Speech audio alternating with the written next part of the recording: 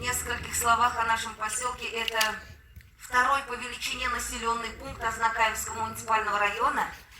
Проживает более 9 тысяч жителей.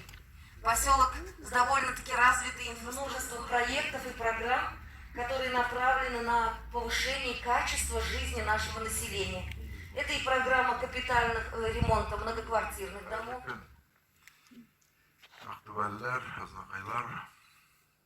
Дорогие друзья, в условиях коронавируса, вот этой неожиданной, в общем-то, беды, этой заболеваний, мы проводим очень большие знаменательные кампании, встречи, но вот в таком немножко суженном, немножко санитарно защищенном состоянии. И вот сегодня тоже приехали к вам, вчера были в Альметьевске.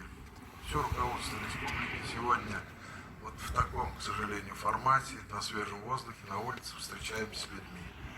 Повод хороший, поводов много. И столетие образования ТАССР, 75-летие Победы, и предстоящие выборы, и всенародное голосование, которое провели вместе со своими людьми и хорошо поддержали изменения в Конституцию. Сейчас наша задача Государственного Совета. Более 100 законов надо будет пересмотреть, внести точные изменения. Посмотрим, как эту работу организовать. Сейчас уже приступили к этому.